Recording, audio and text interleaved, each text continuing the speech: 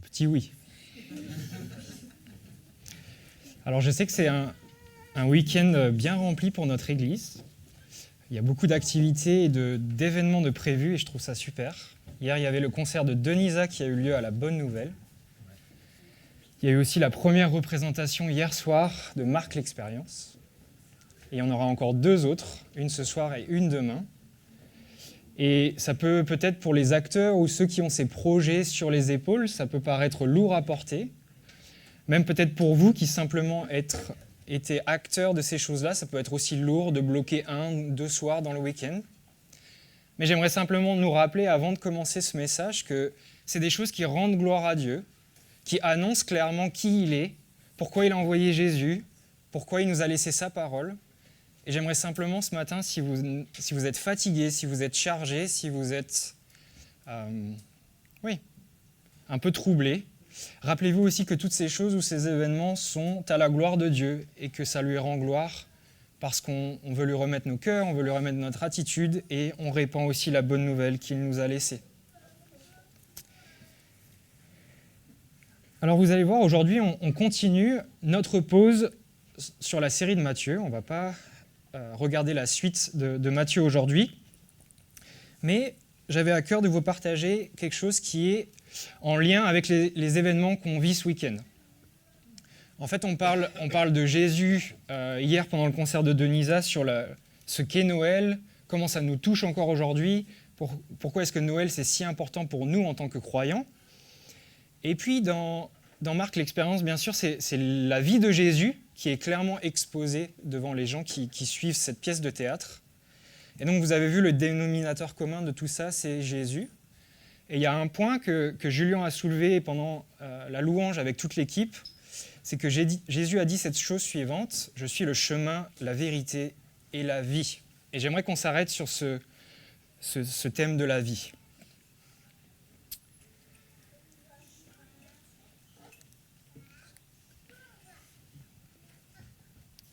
Sophie, est-ce que tu voudrais bien juste regarder si j'ai la main, s'il te plaît ?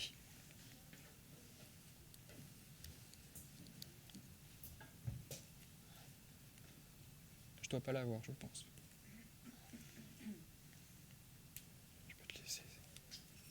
Je peux te laisser essayer de m'aider. Merci. Du coup, avant qu'on rentre plus en détail dans notre texte qui va nous intéresser aujourd'hui, j'aimerais vous poser une question. Quel conseil est-ce que vous aimez recevoir de la part des autres ? Est-ce qu'il y a des conseils dans votre vie que vous avez reçus de par vos parents, vos grands-parents, amis, proches ou moins proches qui vous ont marqué ?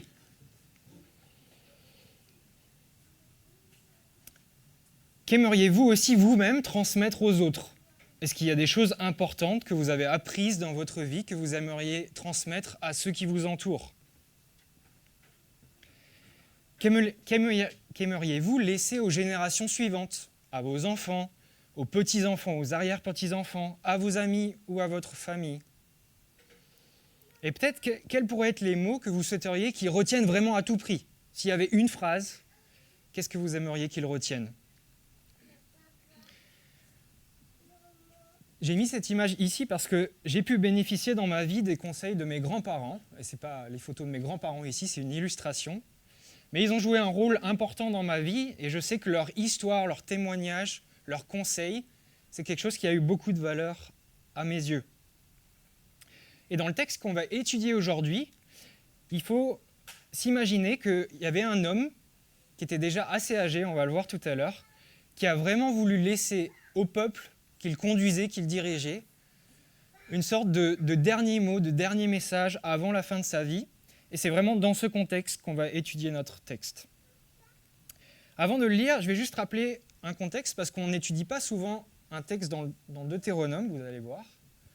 Ce n'est pas forcément le top choice des messages sur lesquels on prêche le dimanche. Et donc je vais simplement un peu rappeler le contexte pour aider chacun à se remettre un peu en tête où on se situe dans la Bible, pourquoi les mots qui sont là sont énoncés.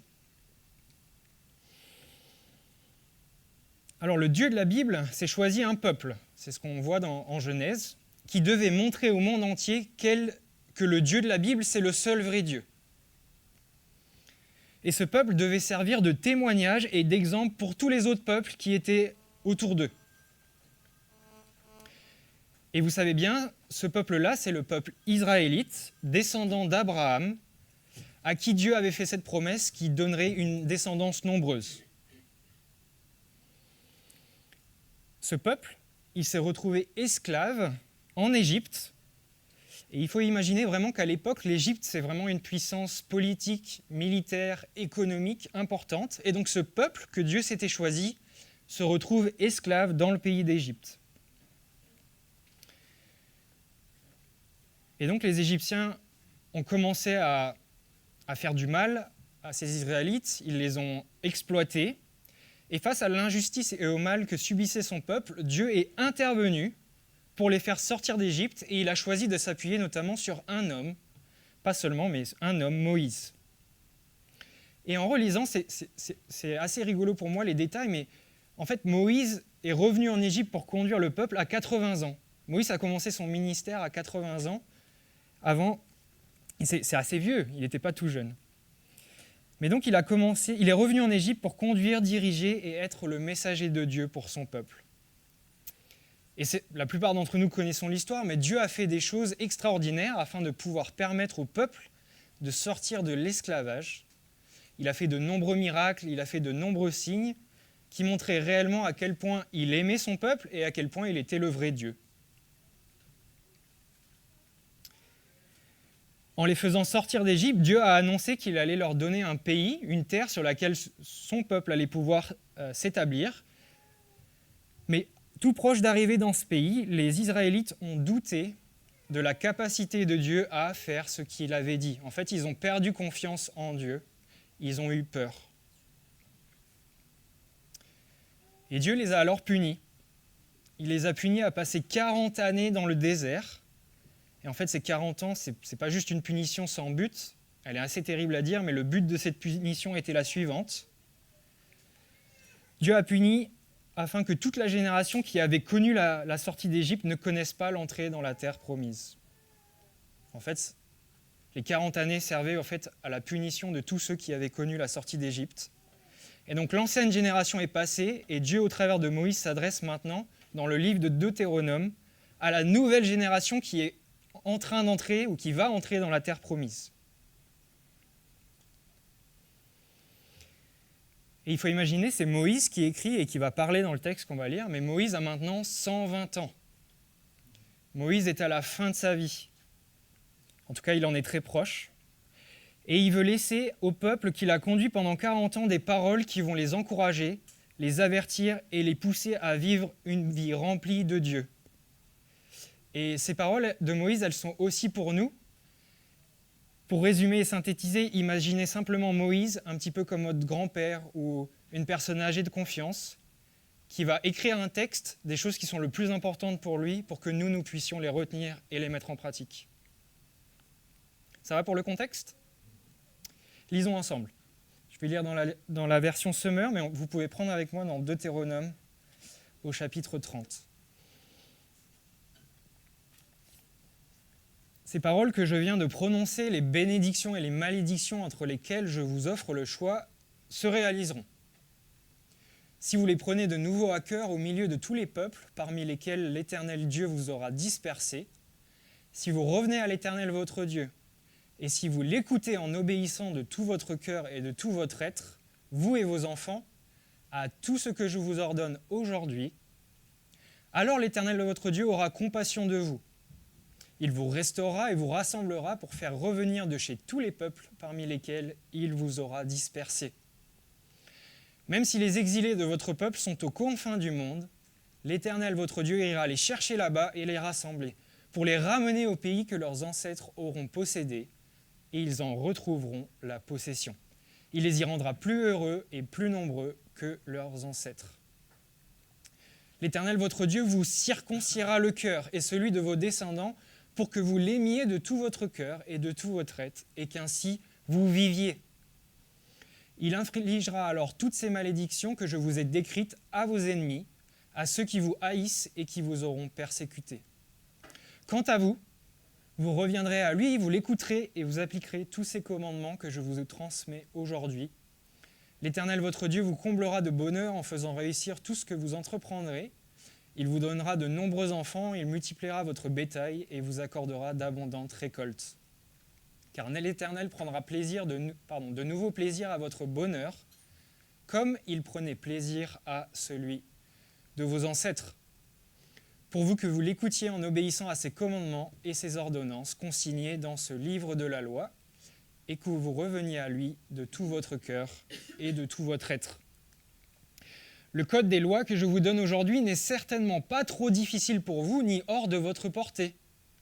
Il n'est pas au ciel pour que l'on dise « Qui montera au ciel pour aller nous le chercher et nous le faire comprendre afin que nous puissions l'appliquer ?» Il n'est pas non plus au-delà de l'océan pour que l'on dise « Qui traversera pour nous les mers pour aller nous les chercher et nous le faire comprendre afin que nous puissions l'appliquer ?» Non, la parole est toute proche de vous. Elle est dans votre bouche et dans votre cœur, afin que vous l'appliquiez. Voyez, je place aujourd'hui devant vous d'un côté la vie et le bonheur, de l'autre la mort et le malheur. Ce que je vous commande aujourd'hui, c'est d'aimer l'Éternel votre Dieu, de suivre le chemin qu'il vous trace et d'obéir à ses commandements, ses ordonnances et ses lois. En faisant cela, vous aurez la vie. Vous deviendrez nombreux et vous serez bénis par l'Éternel, votre Dieu, dans le pays où vous vous rendez pour en prendre possession. Mais si votre cœur se détourne de lui, si vous refusez de lui obéir et si vous vous laissez entraîner à adorer d'autres dieux et à leur rendre un culte, je vous préviens dès aujourd'hui que vous périrez à coup sûr. Vous ne vivrez pas longtemps dans le pays au-delà du Jourdain où vous vous rendez pour en prendre possession. Je prends aujourd'hui le ciel et la terre à témoin, je vous offre le choix entre la vie et la mort, entre la bénédiction et la malédiction. Choisissez donc la vie, afin que vous viviez, vous et vos descendants. Choisissez d'aimer l'Éternel votre Dieu, de lui obéir et de lui rester attaché, car c'est lui qui vous fait vivre et qui pourra vous accorder de passer de nombreux jours dans le pays que l'Éternel a promis par serment de donner à vos ancêtres, Abraham, Isaac et Jacob. Ici s'arrête la lecture de la parole de Dieu. Un texte un peu long, pas forcément facile à comprendre au premier abord, mais que j'aimerais qu'on puisse décortiquer ensemble aujourd'hui pour voir ce que Moïse voulait aussi nous dire au travers de la parole qui est restée dans la Bible. Et l'idée centrale est la suivante: Dieu nous donne la possibilité de choisir la vie en agissant dans nos cœurs. Et c'est ce qu'on va voir tout au long de ce texte.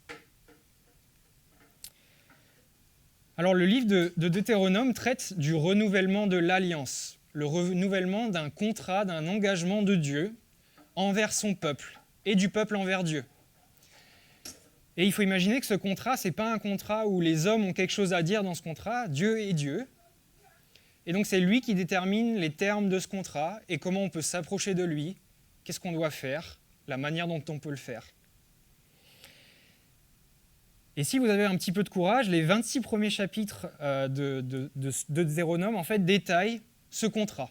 Vous pouvez le relire à la maison, mais il y a les détails de quel est ce contrat passé, ou en tout cas le contrat que Dieu propose entre lui et son peuple. Et ce livre, il contient des idées et des attitudes de vie magnifiques, et des exemples aussi sociaux qui sont incroyables, je trouve, de protection des plus démunis, de partage des biens, de partage de la nourriture, de la justice entre les hommes. Bref, il y a plein de sujets qui sont contemporains, mais qui sont regardés dans le contexte du passé, mais je pense qu'il y a beaucoup de principes à en tirer. À partir du chapitre 27, Dieu détaille ce qui se passera si les Israélites respectent les engagements qu'ils ont pris devant Dieu, de ce contrat, et ce qui arrivera s'ils ne respectent pas ces engagements. Vous savez, quand vous signez un contrat, il y a des fois des petits astérisques ou des petites notes en bas de page. Si vous ne respectez pas les termes de ce contrat, alors il y aura ça, ça et ça. Et bien le chapitre 27 commence cette partie-là. Autant les bénédictions que Dieu promet à son peuple sont riches, bonnes, bienfaisantes, autant en relisant la liste des malédictions, on peut avoir peur, on peut être triste et on peut être un petit peu angoissé. Alors je vous donne quelques exemples de ces bénédictions et de ces malédictions. Alors Dieu promet que si son peuple lui obéit et reste fidèle à qui il est, Dieu promet à son peuple de nombreuses victoires militaires. Il lui promet également de nombreuses bénédictions matérielles et de récoltes abondantes. Il lui promet aussi des descendants nombreux. Et Dieu promet aussi de bénir la nation devant les autres peuples, afin que ça serve de témoignage.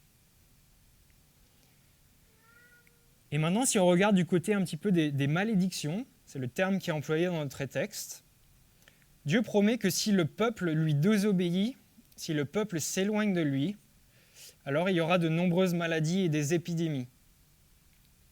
Il y aura aussi des mauvaises récoltes et peu de reproduction animale. Il faut s'imaginer que c'était des gens qui vivaient principalement de l'agriculture, et donc la reproduction des bêtes et les récoltes, c'était leur gagne-pain. Dieu promet aussi qu'il y aura peu de descendance si le peuple désobéit, il y aura des défaites militaires. Et au-delà de tout, pour ce peuple aussi, Dieu promet l'exil. Qu'est-ce que c'est l'exil? C'est la perte de l'identité en tant que nation, en tant que peuple, parce que le peuple se retrouve dispersé à plein d'endroits. Et donc il n'y a plus cette unité, comme nous qui sommes par exemple en France ici, nous formons le peuple français, même si ça a perdu peut-être un peu de ce sens d'unité, mais on est quand même une nation avec une culture, un mode de vie, des lois sociales, etc., qui forgent qui on est en tant que peuple. Et donc dans la liste des malédictions, il y a cette perte d'identité de nation.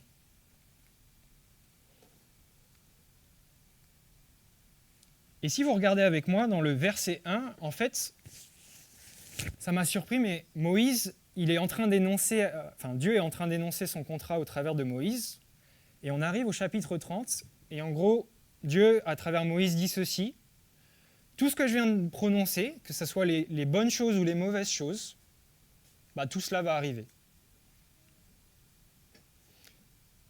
Vous n'allez pas respecter les termes du contrat.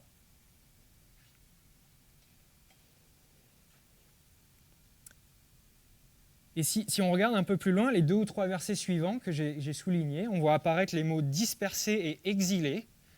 Et donc on se rend compte déjà dans Deutéronome, avant même que le peuple entre dans la terre promise, avant même qu'il se passe quoi que ce soit, Dieu annonce déjà au peuple, vous allez perdre votre identité en tant que nation. Vous allez aller tellement loin dans votre désobéissance que vous allez perdre ce que je vous ai donné, cette terre promise. Tout ça va être éloigné de vous. Et si vous connaissez la suite de l'Ancien Testament, vous savez que ces choses se sont passées. Et je donne juste un exemple, on l'étudie aussi un peu dans ce contexte en groupe de maison, mais par exemple, du temps de Jérémie avec les Babyloniens, Jérusalem a été envahi, le pays a été mis à feu et à sang, et donc le peuple juif israélite a été déporté. Certains sont restés, mais d'autres sont déportés. Et donc il y a cette perte d'identité, la destruction du temple, qui était quelque chose d'important, etc. Encore une fois, Moïse annonce donc aux Israélites qu'ils échoueront à respecter les termes de l'Alliance. Et cet échec, ce n'est pas juste un échec pour ces gens-là à cette époque, mais c'est un symbole de l'échec de l'humanité tout entière à vivre de la manière dont Dieu veut que nous vivions. Et l'Ancien Testament, depuis Genèse 3 jusqu'à Malachie, c'est le dernier livre de l'Ancien Testament, est une démonstration que les humains savent ce qu'ils doivent faire vis-à-vis de Dieu, mais ils ne le font pas, ou ils ne sont pas capables de le faire. Et comment Dieu veut que nous vivions? Le résumé, il est assez court, on le trouve à plusieurs endroits dans la parole, mais j'ai choisi de prendre celui dans Matthieu, c'est Jésus qui fait ce résumé.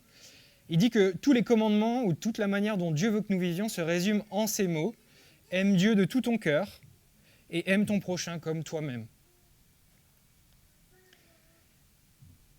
Et si nous sommes honnêtes avec nous-mêmes, si je suis honnête avec moi-même en regardant dans mon propre cœur, nous avons échoué à vivre comme cela parfaitement comme Dieu le demande, n'est-ce pas? Pourquoi? Parce que bien souvent, mon confort est plus important que d'aider les autres. Bien souvent, je pense que mon temps m'appartient et j'en fais ce que je veux, c'est ma vie après tout. Et peut-être au-delà de tout ça, combien de choses est-ce que j'ai aimé plus que Dieu dans ma vie? Combien de choses est-ce que j'ai aimé plus que Dieu dans ma vie? Et vous savez, la Bible, elle fait ce même constat de l'échec de l'être humain à vivre selon les standards de Dieu. On retrouve ça en Romains 3, verset 23. Tous ont péché, ça veut dire tous n'ont pas rempli les standards que Dieu attendait de nous. Tous ont péché, en effet, et sont privés de la glorieuse présence de Dieu. La conséquence de cette désobéissance ou de cette incapacité à vivre selon la manière dont Dieu nous le demande, elle a des conséquences fortes. En fait, elle nous prive de la présence de Dieu. Elle coupe cette relation que nous devons avoir avec notre Créateur.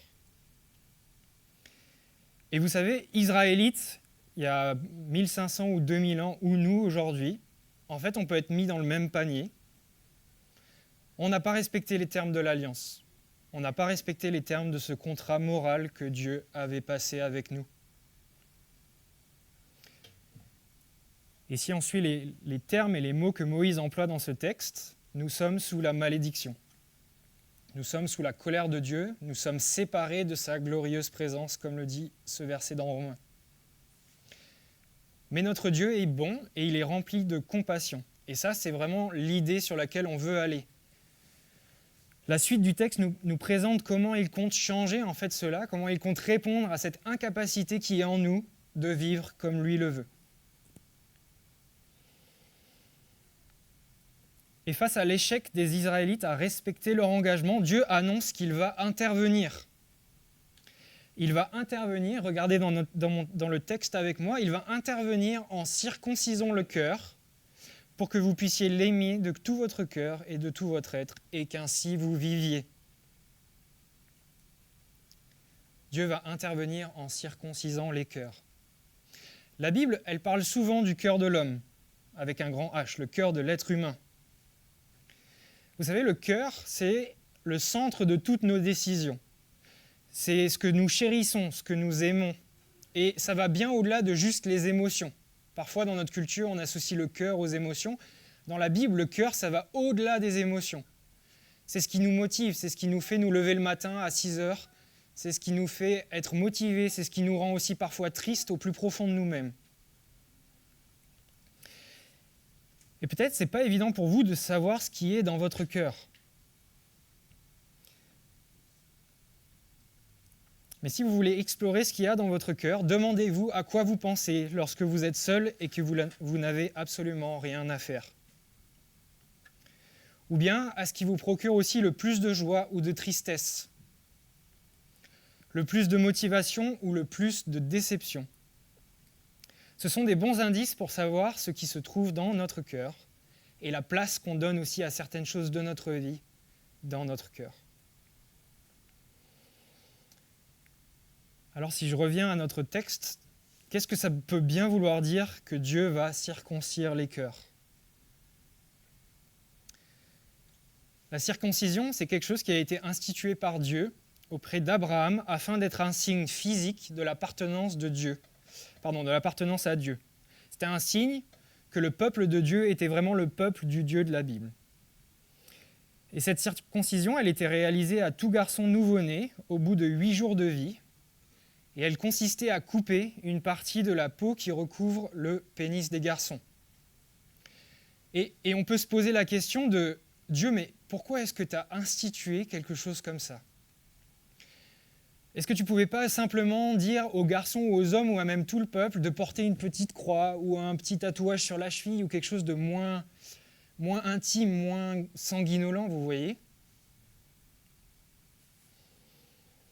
Je ne crois pas avoir toutes les réponses à ces questions, mais je pense que cela servait de rappel au fait que l'humanité porte la marque du péché, qui est intime, violent, et qui conduit à la mort, et que c'est simplement Dieu qui peut intervenir face à ce problème.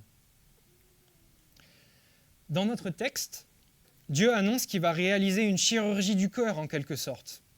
Il va intervenir pour transformer nos cœurs, pour circoncire nos cœurs. Et vous savez, si je regarde à mon propre cœur, mon cœur est mauvais. Il est souvent mal intentionné. Il est bien souvent égoïste. Il se détourne si facilement de Dieu pour aller vers de faux dieux ou de fausses croyances. On a besoin de cette chirurgie du cœur, on a besoin d'avoir un cœur transformé. Et Dieu annonce dans ce texte qu'il va réaliser cela afin que nous devenions quoi? Nous devenions capables de l'aimer, nous devenions capables de le suivre, nous devenions capables de respecter son alliance. Et ce que je trouve incroyable ici, c'est que c'est Dieu qui est à l'initiative. C'est pas alors, par vos efforts, vous allez transformer votre cœur. Ou c'est pas parce que vous allez obéir à ça, ça et ça que vous allez démontrer votre amour pour Dieu.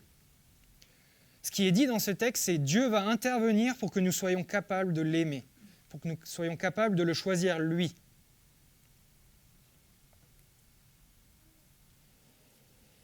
Et vous savez, si je reviens à notre problème que j'ai dit tout à l'heure sur le fait de ne pas respecter l'alliance et la loi morale de Dieu, peut-être vous vous dites, mais il y aurait une façon simple que Dieu pourrait utiliser pour régler ce problème. Pourquoi est-ce que Dieu ne nous déclare pas tout simplement innocents? Pourquoi est-ce qu'il ne fait pas comme ça face à nos fautes? Pourquoi est-ce qu'il ne les fasse pas tout d'un coup? Dieu ne peut pas juste nous déclarer innocents à cause de sa justice parfaite. Que diriez-vous d'un juge qui ne condamne pas un coupable? Mais en même temps, Dieu est amour. Et il propose de régler ce problème une fois pour toutes. Et vous savez, la colère de Dieu, la justice de Dieu, elle est tombée sur son Fils Jésus qui a vécu une vie sans désobéissance, une vie remplie d'un cœur qui rendait gloire à Dieu et qui était dédié aux autres. Jésus est mort sur la croix afin que nous obtenions le pardon du péché. En fait, nous sommes déclarés coupables, mais nous sommes justifiés parce que Jésus a pris la faute sur lui. En fait, on n'est pas déclaré innocent à la croix. On est déclaré coupable, mais on est gracié. On est gracié par le sang de Jésus qui a coulé. Et Dieu a déversé en fait la malédiction. Vous vous rappelez, dans la première partie de notre texte aujourd'hui, on a vu qu'on était sous la malédiction, mais en fait Dieu a déversé la malédiction sur son propre Fils. Et ce n'est pas juste moi, Quentin, qui le dit. Lisons ensemble dans Galates 3, verset 13. Le Christ nous a libérés de la malédiction que la loi faisait peser sur nous. En prenant la malédiction sur lui à notre place, il est en effet écrit « Maudit quiconque est pendu au bois ». La malédiction est tombée sur lui et il nous a libérés de cette malédiction.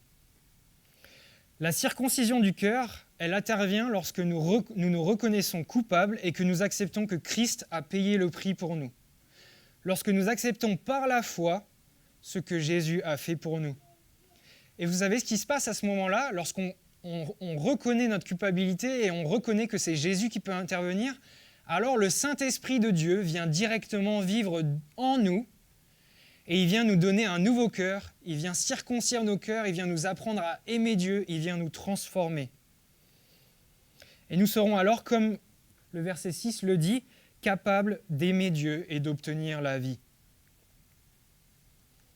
Et il y a un autre texte qui illustre aussi cette idée-là qui se trouve dans Colossiens 2, 11. C'est aussi dans l'union avec lui, avec Christ, que vous avez été circoncis, non d'une circoncision opérée par les hommes, mais de la circoncision que demande le Christ et qui consiste à être dépouillé de ce qui fait l'homme livré à lui-même. En fait, Dieu opère cette chirurgie du cœur et cette nouvelle naissance afin que nous soyons débarrassés de notre ancienne nature, de notre ancienne manière de vivre et que nous puissions choisir de vivre pour lui.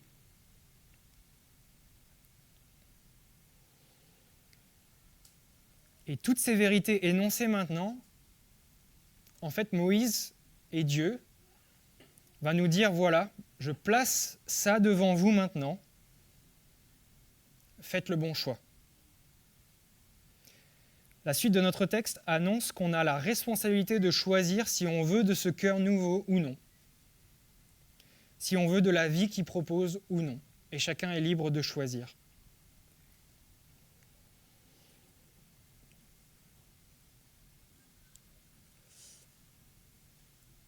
Les versets 11 à 14 de notre texte peuvent paraître un peu mystérieux. Ça utilise des images, le fait de monter au ciel, de traverser l'océan.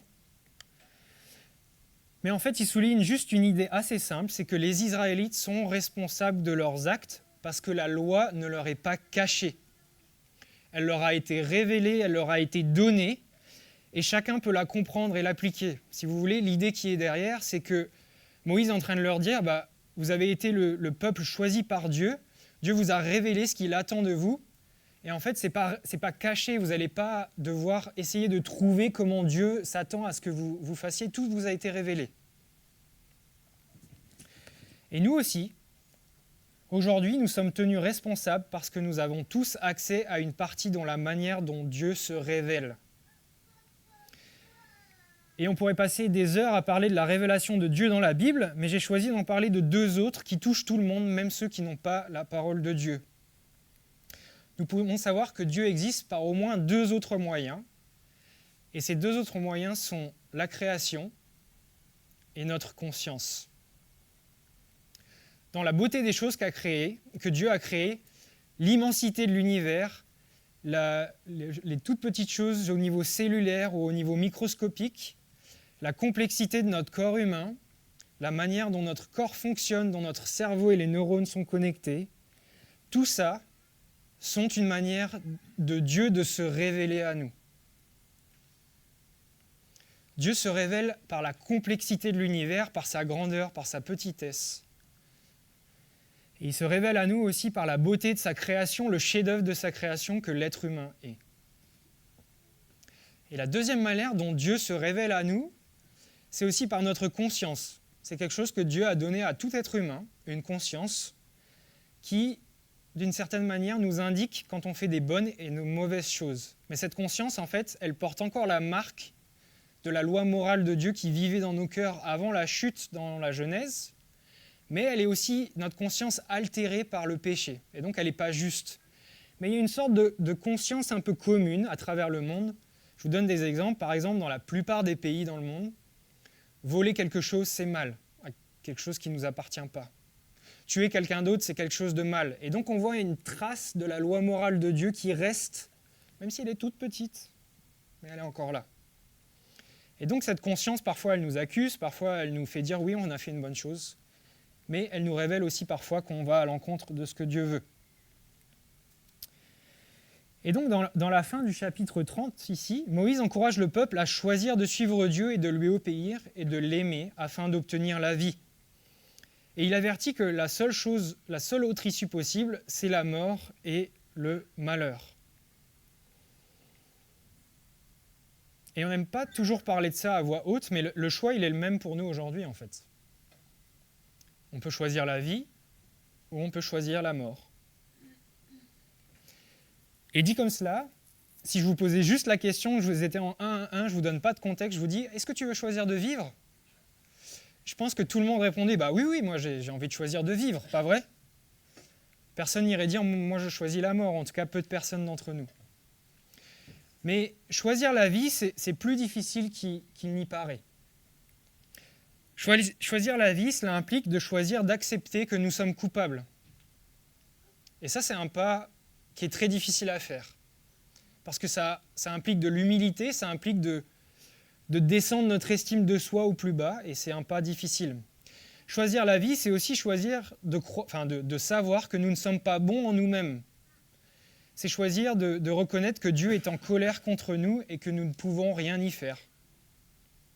Choisir la vie, c'est reconnaître que Dieu a accompli une mission de sauvetage qu'aucun autre n'est capable de faire. Choisir la vie, c'est choisir que ma vie ne m'appartient plus, mais qu'elle appartient à Dieu. Choisir la vie, c'est croire que Jésus a payé la condamnation que je méritais et qu'il est ressuscité parce qu'il a vaincu la mort, n'ayant pas commis le moindre mal lui-même. Refuser ces choses, c'est choisir la mort et le malheur.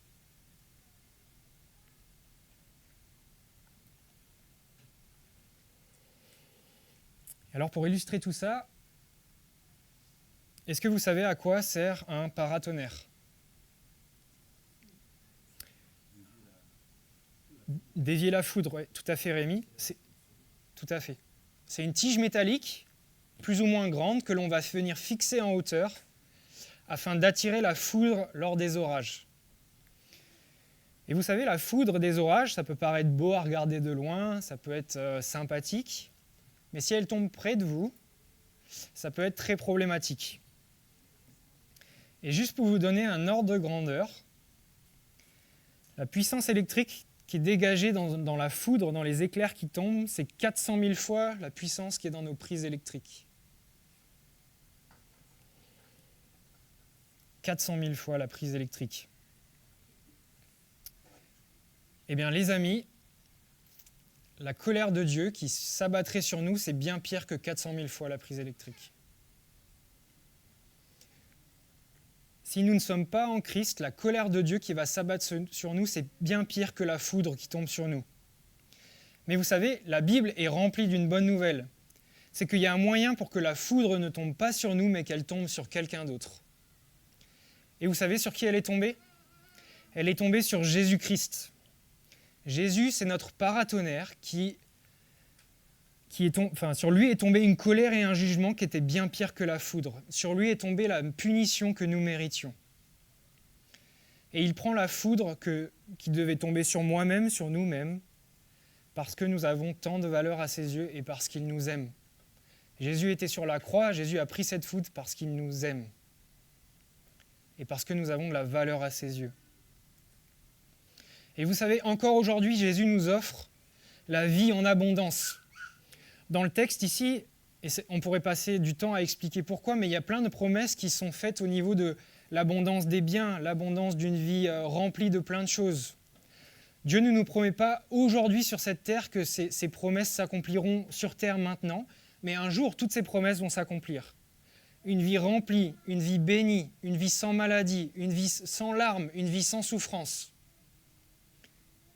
Et Dieu et Jésus-Christ veulent nous donner de cette vie en abondance aujourd'hui.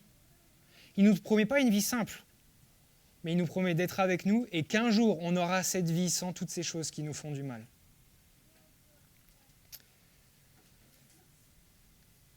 Et je voulais simplement relire les 2 derniers versets de Deutéronome 30 pour qu'on ait bien en tête encore une fois ce conseil que Moïse veut laisser à son peuple, ce conseil que Moïse veut nous donner encore à nous aujourd'hui. Et vous savez, Moïse, pour lui, c'était tellement important qu'il commence ces 2 versets en disant « Je prends aujourd'hui le ciel et la terre à témoin ». En gros, il est en train de dire « C'est tellement important pour moi, regardez, je prends des témoins devant moi que ce que je vais dire est essentiel et important. Je vous offre le choix entre la vie et la mort, entre la bénédiction et la malédiction. Choisissez donc la vie afin que vous viviez, vous et vos descendants. Choisissez d'aimer l'Éternel votre Dieu, de lui obéir et de lui rester attachés, car c'est lui qui vous fait vivre et qui pourra vous accorder de passer de nombreux jours dans le pays que l'Éternel a promis par serment de donner à vos ancêtres, Abraham, Isaac et Jacob. »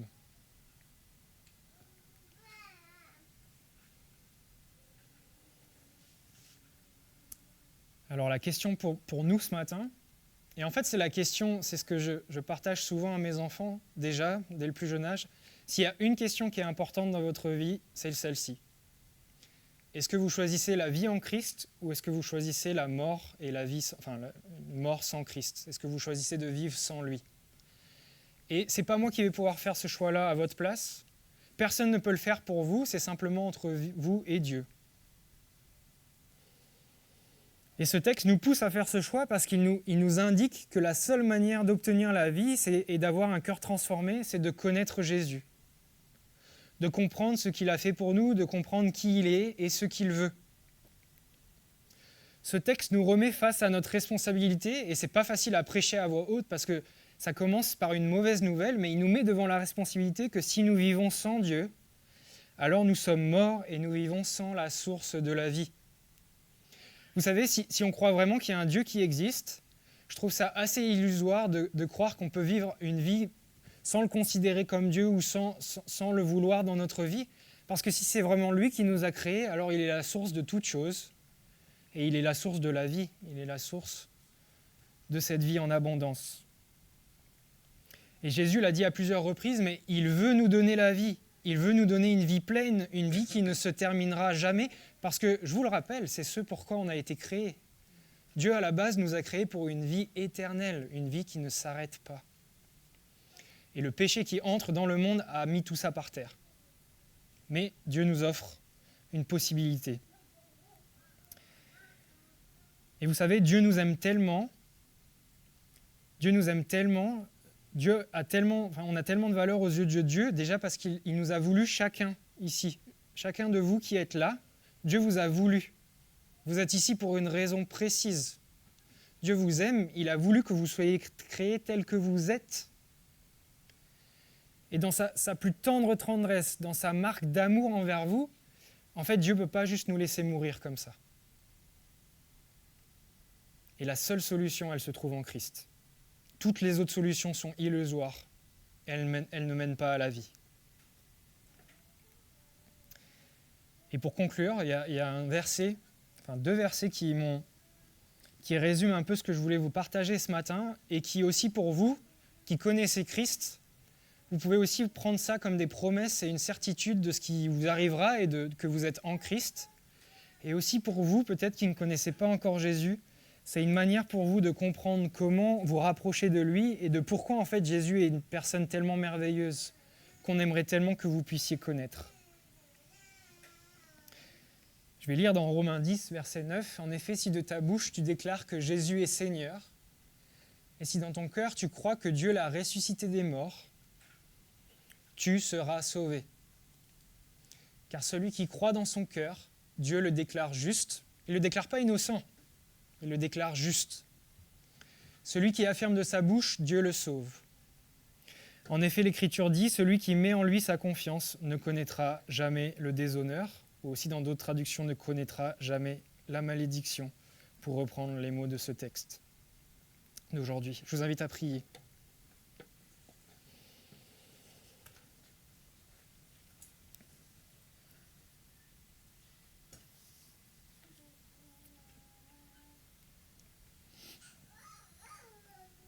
Seigneur, je te remercie parce que déjà dans le livre de Deutéronome, qui parfois peut sembler compliqué, rempli de lois et rempli d'un contexte qui paraît si éloigné de nous, en fait, on a déjà les marques de ce que tu vas faire, les marques de ton plan de sauvetage pour l'humanité, qui sont déjà énoncées clairement. Merci parce que même si c'est dur, tu nous rappelles dans ta parole que nous avons un cœur qui est éloigné de toi, un cœur qui par nature est éloigné de ce que tu veux, un cœur qui par nature est égoïste, rempli de péchés. Et je le vois dans mon propre cœur, et plus je grandis et plus je vois le fossé qui se trouve entre ce que tu attends de moi et ce que je suis capable de faire. Mais merci Seigneur parce que ce fossé, tu l'as comblé en la personne de Christ, tu n'es pas resté sans solution pour nous, tu as envoyé ton Fils lui-même dans cette soirée de Noël en tant qu'enfant, pour vivre cette vie que nous n'avons pas réussi à vivre et pour porter le poids de nos fautes. Merci Seigneur parce que tu as envoyé ton Fils prendre cette punition que nous méritions. Merci Jésus parce que tu es allé jusqu'au bout. Merci parce que tu as eu le courage d'aller jusqu'au bout. Et Seigneur, aide-nous à comprendre ces choses-là, aide-nous à les mettre en pratique dans notre vie, dans notre cœur. Je prie que ton Saint-Esprit agisse dans le cœur de tous tes enfants afin de nous aider à toujours mieux t'aimer, à toujours mieux obéir à ta parole, à toujours mieux être un enfant envers qui nous pouvons, qui te dédions notre vie et que nous souhaitions vivre pour toi. Et Seigneur, je prie pour tous ceux qui ne te connaissent pas encore, afin que cette bonne nouvelle leur soit révélée par ton Saint-Esprit, Seigneur. Que tu puisses continuer à attirer à toi, de par le monde, des hommes et des femmes qui font ce choix de choisir la vie, qui commence par le fait de se reconnaître coupable, mais un coupable qui a été justifié par la grâce que tu as rendue en Jésus-Christ. Merci pour cette bonne nouvelle. Merci parce qu'elle est proclamée. Elle a été proclamée hier pendant le concert de Denisa. Elle est proclamée aussi pendant cette pièce de théâtre de Marc l'Expérience. Merci parce que toute notre vie en tant que croyants dépend de cette grâce et de ces promesses. Je prie que tu nous aides à vivre en Église ces choses-là, que nous puissions continuer à répandre cette bonne nouvelle et informer nos contemporains de ce choix qu'ils ont à faire devant toi, Seigneur. Merci pour ta grâce, Père, ton amour et ta fidélité envers nous, qui commence déjà dès la Genèse, dès Deutéronome, et qui continuera jusqu'à la fin des temps, jusqu'au moment où nous nous tiendrons devant toi, délivrés de toutes ces choses qui nous font du mal. Merci, Père. À toi, ça la gloire, Seigneur. Amen.